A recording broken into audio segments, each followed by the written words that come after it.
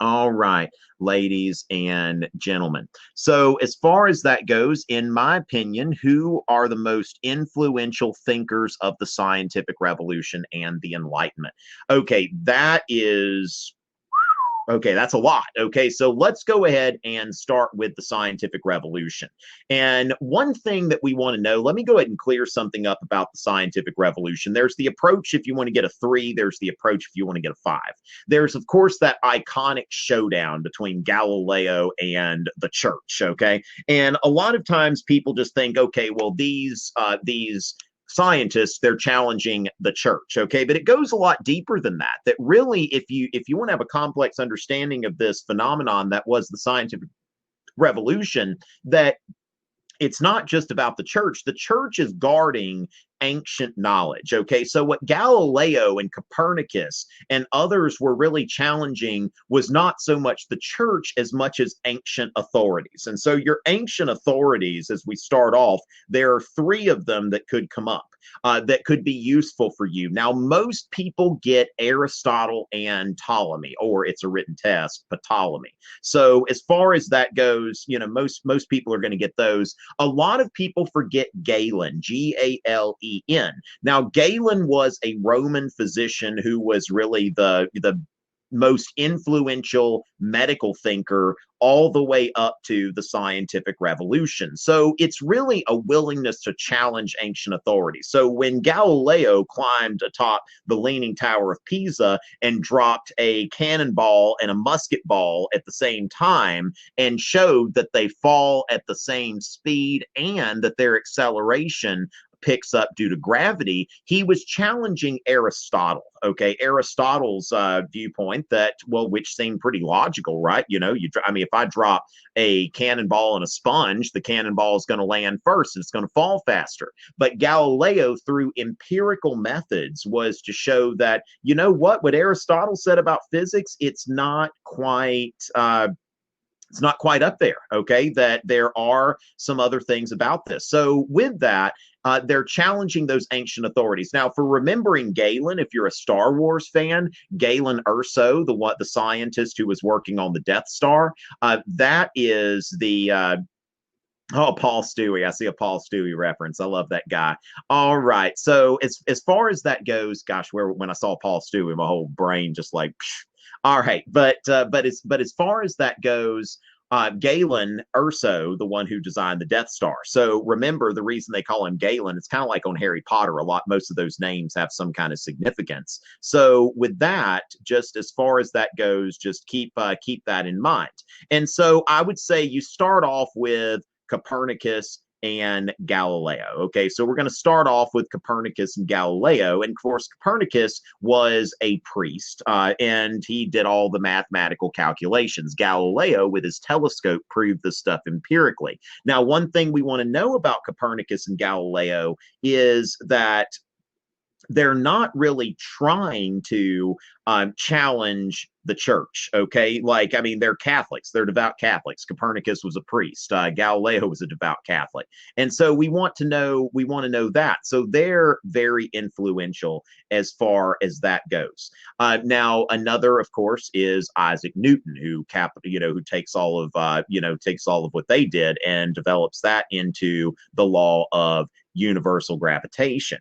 And then I would say from there, now William Harvey actually shows up in the concept outline, and William Harvey was a medical innovator. Okay, so when we think about Harvey, he's challenging Galen. So Galen's medicine was based on, if you're sick, your humors are out of whack, and we've got to get your humors back together. And for William Harvey, a lot of things come down to the circulation of the blood. Okay, I'm no doctor or anything like that, so I can't really explain that too much. Now, as far as reasoning, we've got Bacon and Descartes. Okay, so a lot of people in the scientific revolution that we're thinking about in those terms. Okay, but of course, Descartes, cogito ergo sum, I think therefore I am, really kind of sending the whole message here, the message of skepticism, that we don't take anything as a given, even our own existence. And with the Enlightenment, you'll of course start off with Voltaire, by far the most influential thinker, with his ideas about religious toleration and deism and free speech and all of that kind of stuff. Now, of course, for beyond that, you've got Rousseau, who, of course, his thoughts on the social contract were very influential on the more radical thinkers of the French Revolution. And so, as far as that goes, we want to make sure that we've got that. Let's see, what happened to the question that I'm actually answering? Right. Oh, there it is. Okay. So, and then from the Enlightenment, you've got Diderot with the Encyclopedia. Montesquieu, I think, is somebody, if you're talking about anything with politics. And of course, Montesquieu is bringing in this more rational kind of mindset that before the Enlightenment, remember, you've got the whole divine right of kings. Before Locke challenged that, and of course, Hobbes didn't really buy into that either. But Montesquieu is like, okay, how do we put a government together so that it accounts for human nature? That, you think about Adam Smith and Montesquieu, that both of them are thinking in terms of, humans are greedy and jealous, and they like money. They like to get ahead of other people. So how about we design political and economic systems that account for that? And so Adam Smith, with his whole idea of a laissez-faire economy driven by the invisible hand, that people tend to know what's best for them, and you don't need a lot of rules and regulations. And so the Enlightenment is really more about freedom than it is about anything else. And that's really the starting point here, is a starting point of freedom, whether that be in the economy or, with your civil liberties or anything like that.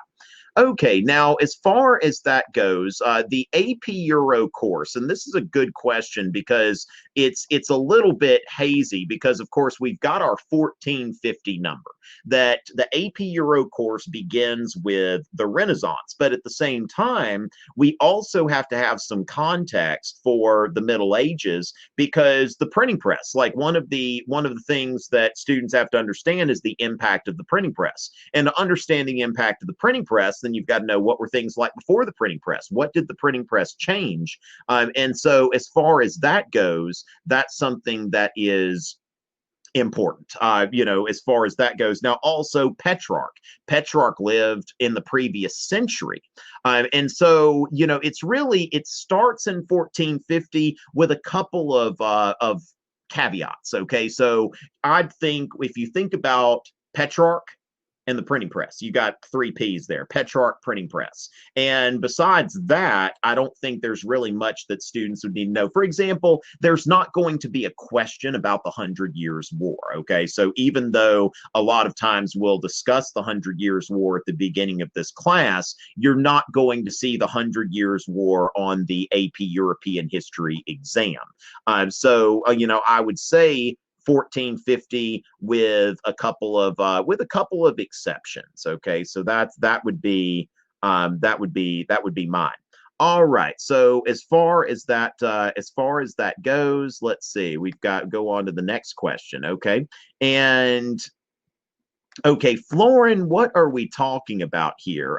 Can you explain the difference between Adam Smith's natural and market prices? Okay, I'm not exactly sure what you mean by that. Okay, now as far as what a market price is, what I'm going to go ahead and maybe mention here is, now, what I can tell you is the difference between the market price, which defined by Adam Smith, and maybe I'm not sure what you mean by Adam Smith's natural price, but what this replaces. Okay, so as far as that goes, in the Middle Ages, there was this idea of a just price. Okay, so for example, there are some people who tell me that I should charge more for my tutoring. By the way, if any of you are wanting to have somebody, if you want me to drop in on your group sessions, it's not cheap, but I would be more than happy to help you. I do private tutoring, and I don't charge groups any more than I charge individuals.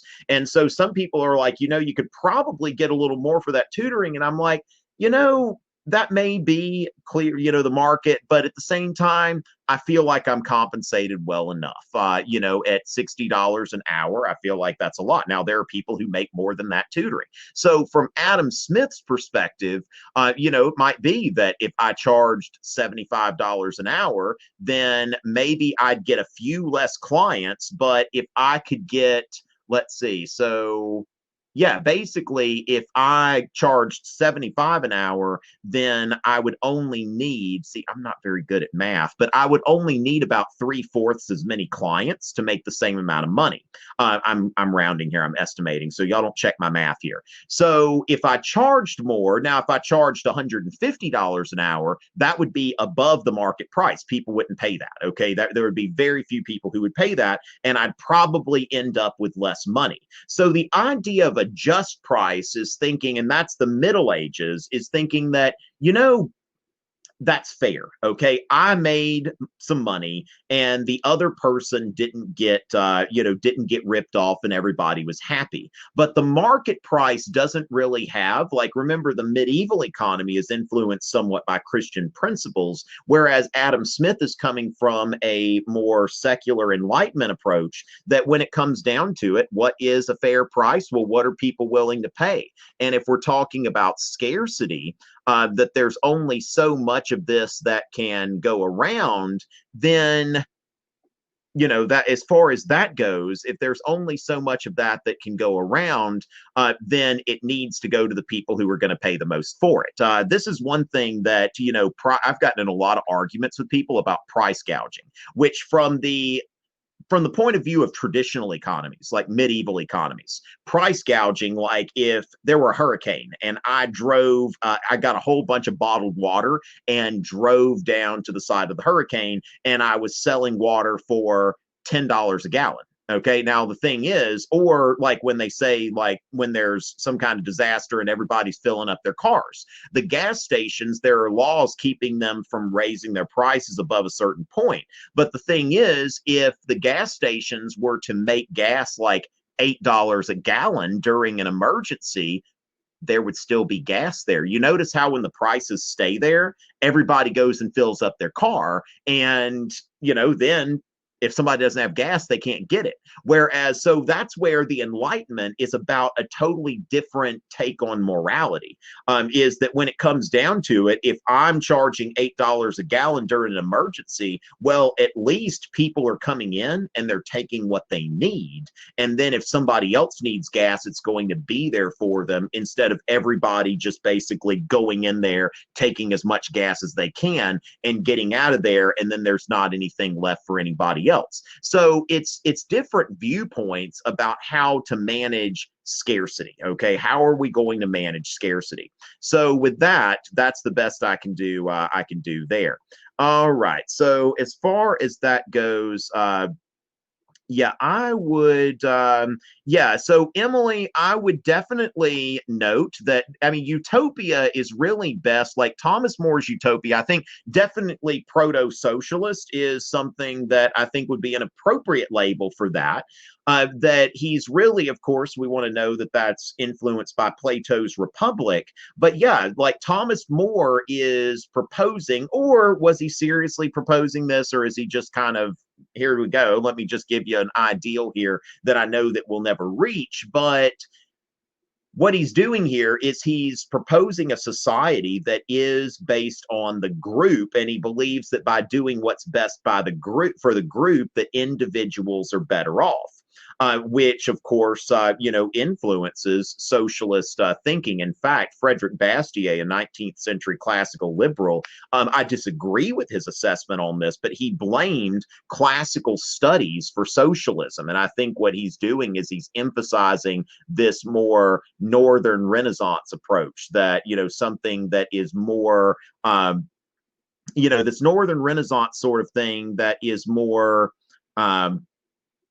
focused on the group, collectivist thinking, whereas liberalism, when we think about the Enlightenment and individualism, then you do what's best for the individual and society benefits from that. Okay, so that's really just when you think about liberalism, classical liberalism versus socialism, then that is your then that's kind of the the cue there. Okay, as far as that comes up. Okay, so as far as we're going with that, ladies and gentlemen, yeah, but I think that that's something that but definitely more with Thomas More, just putting him in the context of the Northern Renaissance. Okay, so we've got that one, and let's see what's getting the most upvotes here. Okay, remember, if you're here in the Fiveable chat, you can upvote. And remember, ladies and gentlemen, if you're not in the Fiveable chat, definitely look for some more information on Fiveable. Okay, so what impact did goods from the New World have on European markets? Now, of course, you have more diversity of goods that are there. Now, there are a couple of things, there are a couple of layers to this, okay? Because first of all, before the age of exploration, these luxury goods were so expensive that nobody really had them, okay? And then Vasco da Gama goes to India and comes back with a ship full of these exotic goods. Well, he pays for his voyage many times over, but as people make those trips, the prices of those goods go down. But see, here's the other thing, that it leads to this, there's this era of prosperity in Europe where the population goes up and then more people want these goods. And so you have the price revolution where in the 17th century, prices actually go up. So it's like prices go down as an immediate result of the age of exploration, and people have access to these exotic goods. But as people start to become more prosperous, they're like, hey, I want like more of these exotic goods. And then the prices go back up, not up to where they were, because it's prices that actually middle class people can afford, unlike during the Middle Ages where some of these luxuries, like if I were to take out a jar of cinnamon, somebody'd be like, wow, that sort of thing. So as far as that goes, when we think about today, like frankincense, for example, like when the wise men brought Jesus frankincense, that was something that barely anybody had. But of course now, it's not like it's cheap, but you can buy, like my wife's into essential oils and that sort of thing. And frankincense is something that is affordable for middle class people today. So, that's, good questions there. Good questions. So, okay, so who were the new monarchs and what impact did they have on European politics and the state? The new monarchs, we want to imagine this as somewhere between like feudalism in the Middle Ages and absolutism. Okay, so the new monarchs is almost, it's kind of like the building blocks, almost a stepping stone to absolutism. Now, in England, you've got Henry VII, who was fighting the War of the Roses. And it wasn't there were several, like we think about the English Civil War, there's only been one English Civil War since the War of the Roses that's been pretty stable. But before that, there had been several, dynastic disputes. And so Henry VII starts to centralize administration. Okay, so that's one of the big things about the new monarchs, is they are centralizing the administration of, and the tax collecting, and basically bringing more money into the royal coffers directly and less dependence on the nobility. Now, of course, that, absolutism is going to ratchet that up. But if you think about it, like Ferdinand and Isabella of Spain, they proclaimed that there was going to be a single religion, whereas in the Middle Ages, you had Catholics, Jews, and Muslims. And then then Ferdinand and Isabella, they say, well, Spain is going to be a Catholic country. Okay, so Spain's going to be a Catholic country. And so as far as that is concerned, we see that they're standardizing religion. They're trying to create, kind of a nation, so to speak, when we think about it on those terms. Okay, so, as far as that goes, Ferdinand, Isabella, and then Henry VII. And you can also think about Henry VIII, when Henry VIII proclaims a national religion, that this is something that is, that is very much in line with the goals of these of these folks that are doing that. So any specific, now you could go into France, but the thing about this exam is that I really haven't delved into France. And I don't, so the thing is, it's really this exam, the way that it's written, it is not so much like, it's not going to do like a gotcha kind of thing, that as long as students understand those two, there's not really like, they need to understand what the new monarchs were and what they represented, but it's not like, oh man, I knew Spain and England and they asked about France. Okay. But France, there was, also a trend toward new monarchies. But again, I need to look a little bit more into that.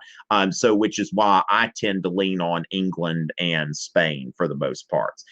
Yeah, yeah, and you don't really have as strong of a monarchy in France as you do in England. Of course, that was also the case during the Hundred Years' War, that England really had only a fraction of the resources that France had, but England already had like much more of a of a centralized administration than France did, and England was much more homogenous than France was at the time. That's, of course, one of the big things in the French Revolution is this whole idea of, French regionalism and federalism kind of. I mean, France was really kind of a de facto federal state when you think about it, that way.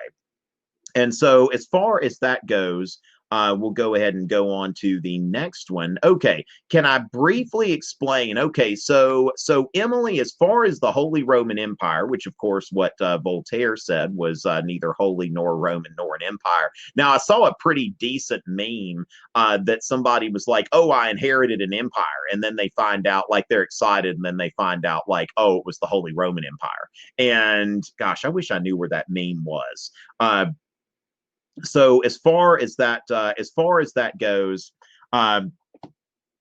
let's see. The Holy Roman Empire, now sometimes it's traced back to Charlemagne, when the Pope crowned Charlemagne Roman Emperor in 800, okay, 800 AD. But it really wasn't until the 10th century. It was around 960 that Otto was proclaimed Roman Emperor, and that's where the whole Holy Roman Empire started, okay? And so the Holy Roman Empire never really materialized into an empire the way we think about it today, that it really remained more of a confederation of all of these semi-sovereign principalities. Now, the Pope throughout the Middle Ages would crown the Holy Roman Emperor, which of course Napoleon sort of brings back. He has the Pope come to his coronation.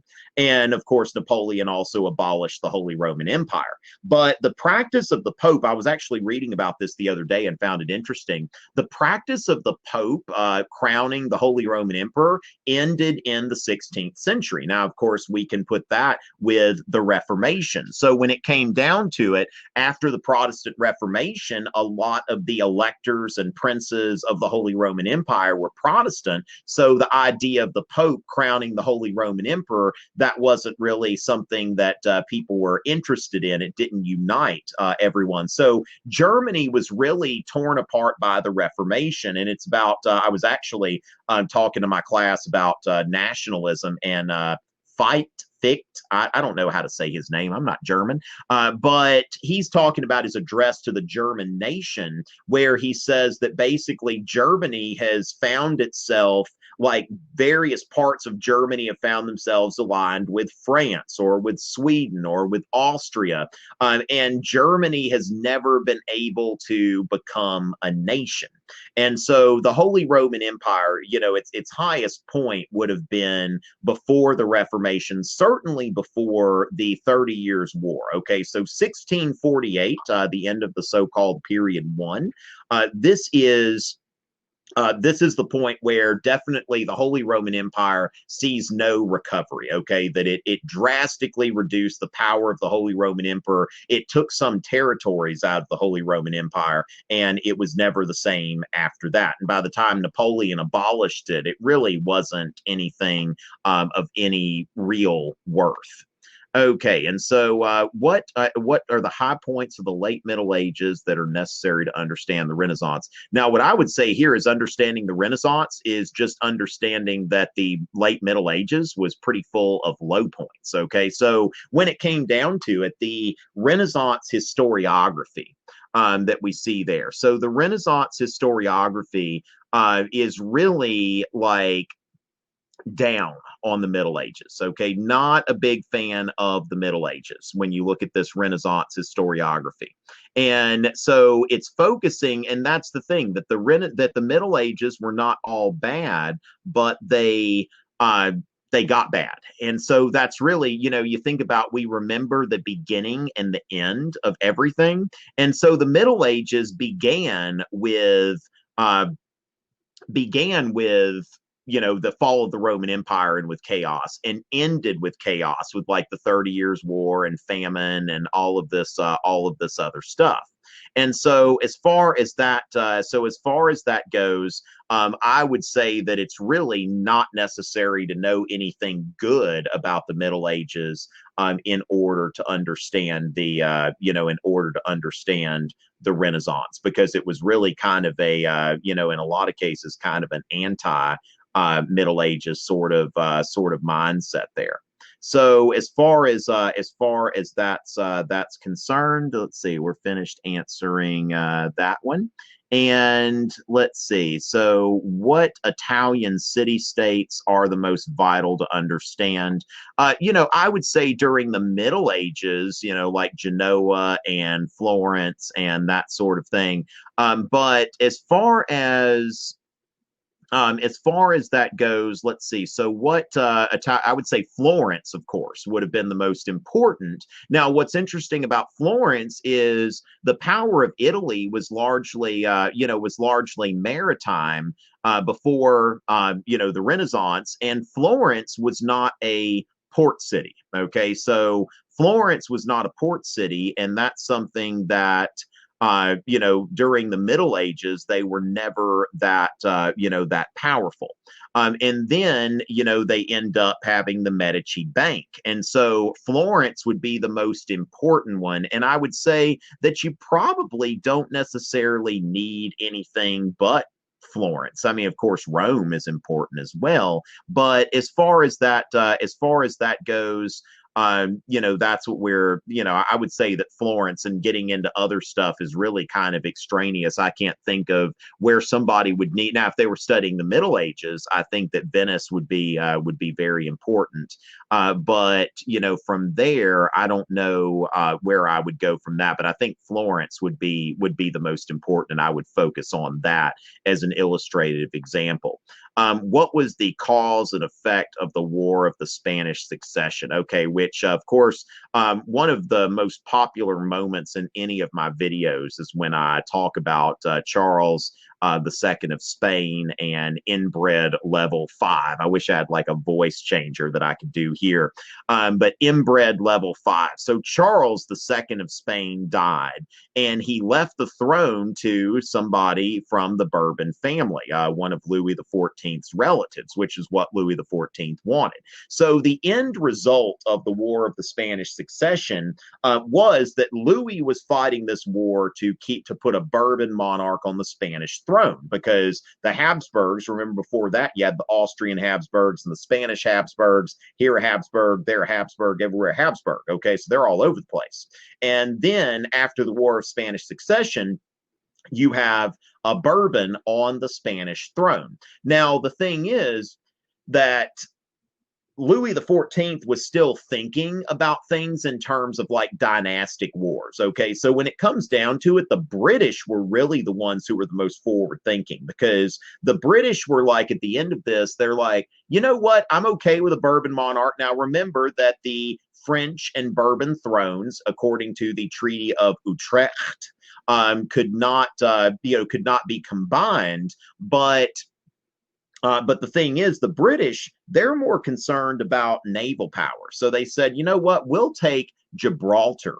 So they've got this naval base in southern Spain near the Straits of Gibraltar, which of course is going to be something that's going to be helpful during the Napoleonic Wars. But the British were thinking more ahead, okay, because when you look forward from the War of the Spanish Succession, the wars become more imperial rather than dynastic. You know, you've got this whole period where you've got the War of the Spanish Succession, the War of the Austrian Succession, the War of the Polish Succession.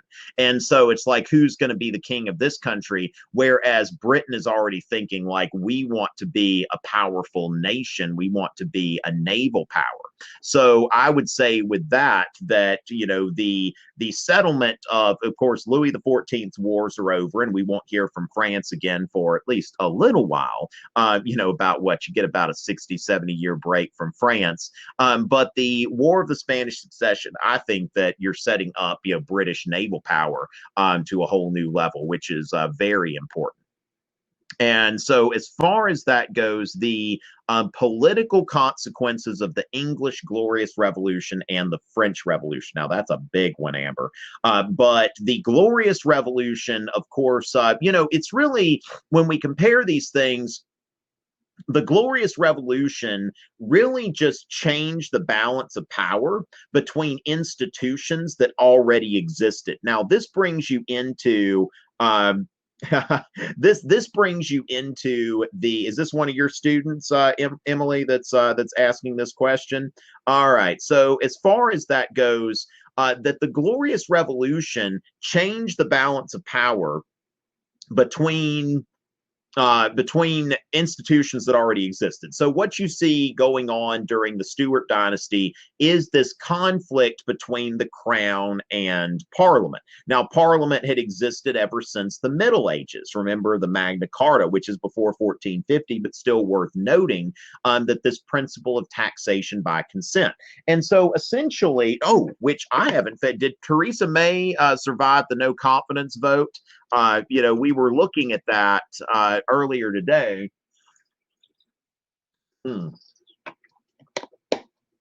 Okay.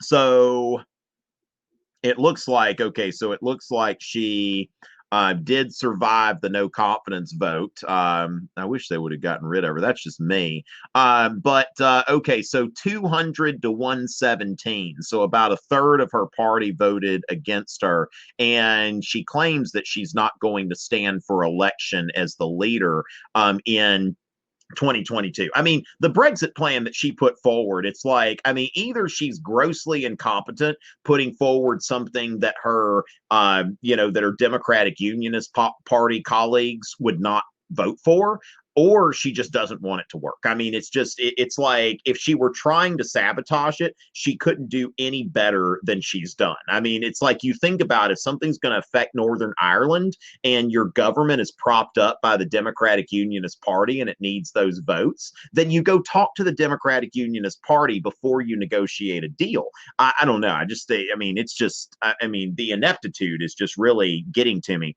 But anyway, so Parliament today, like today, the monarch is still, like, Theresa May is Her Majesty's Prime Minister. She leads Her Majesty's government, but Her Majesty doesn't interfere in the government at all. If any of y'all watched The Crown, I'm guessing, Emily, you probably watched The Crown. I've watched the first season. I still need to watch the second season, but oh yes. Okay. So the thing is that the British monarch, even though they're technically the head of state and the government is their government, it is still that British monarch does not interfere in Parliament. So Parliament is the authority there. Okay, Parliament is the authority there. Now, beforehand, it was really the royal family. Okay, it was really the crown that called most of the shots, and the crown only called Parliament when it needed to. Okay, so as far as that goes, the crown only called Parliament when it needed to, when it needed money, or like Henry VIII, when he, you know, pulled out from the Catholic Church. Then Henry VIII is, you know, Henry VIII says, like, well, I need to call Parliament because I want to get a rubber stamp. Okay, so Henry VIII wants to get a rubber stamp on the, on this, and he calls Parliament. But there weren't regular meetings of Parliament. You didn't have like, okay, every 5 years there's an election. So 2022, there was an election in 2017, which didn't go so well for Theresa May. She thought it would, but it didn't. And so as far as that goes, there's an election every 5 years, okay, which Parliament can call an early election. So she called an early election, but there has to be an election of Parliament every 5 years.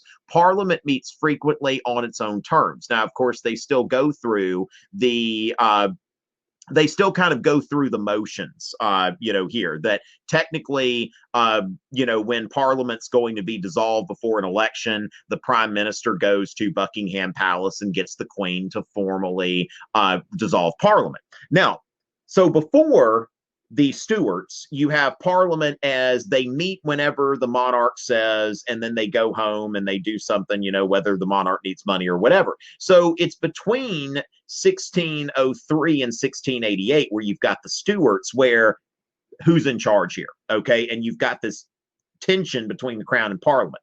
And so the Glorious Revolution settles this in favor of the Parliament. And so the monarch still is technically the divine right monarch, but that's not how the government functions. Now, the difference between that and the French Revolution is the French Revolution basically introduces new institutions. Like the French had an absolute monarchy, and then they start to thank you, SkiTube, for the kind words there. Thank y'all for those of you who are watching on YouTube. And remember, this is a Fiveable sponsored broadcast. So if you want more information about becoming a Fiveable member, go to fiveable.me/sign up. And then to sign up for next week's Kahoot games, anybody can play, whether you're a member of Fiveable or not. Fiveable.me/Kahoot. All of that stuff is in the description. Okay. So as far as that goes, remember tonight's questions are being taken from Fiveable members. So the French Revolution, it's like, well, let's start a national assembly. And then Edmund Burke is watching from Britain, and he's like, this isn't going to go too well, because the French are not just reorganizing and updating their institutions, they're undermining institutions and creating new ones. And sure enough, the French Revolution spun out of control. Now, the two biggest legacies of the French Revolution, I would say, are liberalism and nationalism, okay? And so when you think about, like, one of the questions that gets asked sometimes is about the relationship of Napoleon to the French Revolution. But the French Revolution was about more than creating a representative body. That the French Revolution was also about creating a French nation. So when we think about the National Assembly and you look at the Declaration of the Rights of Man, that sovereignty resides in the nation. And so Napoleon, when you look at the Napoleonic Code, which was the first code of laws that applied to all of France, that Napoleon was accomplishing the goal of creating a French nation. And also there were other things about Napoleon that also, although it wasn't a constitutional government, it wasn't a limited government that he was running, it was a dictatorship. It was one of those, a lot of times when we think about dictators, we think about Stalin and Hitler, but Napoleon is one of those, like, really, sometimes people refer to Napoleon as an enlightened absolutist. And certainly when you look at the Concordat, where Napoleon says that, we're bringing back the Catholic Church, but not as the state religion, as the majority religion. Okay, so France is still, there was religious freedom, and, Napoleon's bringing that about. So France, after the French Revolution, France is never going to be able to run, at least after the fall of Napoleon, it's not going to be a divine right absolute monarchy anymore. That even with the Bourbon Restoration, there was a representative body. So it was a constitutional monarchy. So that's one of the things there that absolute monarchy has done. And that's something that if you want to compare and show that they both did something, that absolute monarchy is no longer a thing in either of those places after either of those revolutions. things. And of course, when you look at the sum total, like they all have their crazy parts. Okay, so you could do a lot of comparisons between Cromwell's protectorate and the Reign of Terror. Okay, so as far as that goes, thank you, Amber, for that question. Now we've still got some time, and I've only got one question. Okay. Yeah. Now, Emily, I would say I never really, anytime I mention the Ottoman Empire, it's really as an accessory. Like, I never give a lecture that focuses on the Ottoman Empire itself. Now, when we talk about the rise of Russia, we've got to bring in, okay, here's the Ottoman Empire, and here's how that plays into that. Today, I was talking about Greek independence, and that's the Ottoman Empire plays into that. Now, you could, I don't think the Ottoman Empire is outside of the scope, especially since, they're really trying to globalize the course. And the Ottoman Empire had a substantial foothold in Europe, in the Balkans, during its heyday. But I've never run into a situation where like a student would need to know the Ottoman Empire in like the internal workings of the Ottoman Empire in order to do well in the exam. But if we think about like an LEQ, an SAQ, a DBQ, and I don't know if we'd ever see a DBQ on the Ottoman Empire, but you could use those things. Like the Ottoman Empire could be used as an illustrative example, but I'm not necessarily seeing it in the concept outline. Okay, so as far as that goes, so with that, I would say that it's really up to you how much you want to emphasize the Ottoman Empire. All right, so with that, and we see here, what do you need to know about the witchcraft craze? Okay, following the Reformation. Okay, so with that, what do we need to know? The witchcraft craze, one of the things is knowing that so that is really most of the people were women, not all. But the thing is that I bring in is the witch craze starts to subside with the scientific revolution, because as far as that goes, with the scientific revolution, people stop like the elites at least, stop believing in witches. Now, that's not to say that there weren't some very smart people that believed in witches. I'm pretty sure that Newton believed in witches. But at the same time, I think that the witch craze, it's not something that I'm super like. It's not. I don't have a video on the witch craze. I need to sometime. It's something I need to delve into a little bit more, but it's not a topic that I've ever really delved into. And I've been teaching this for a decade, and that's the thing. For people who are, have recently started teaching AP Euro, you never really get to the point, or at least I haven't, where I know everything. Okay, so that's something to remember. You don't have to know everything to do well in this exam, or even to teach this course. All right, so ladies and gentlemen, it looks like we are out of questions.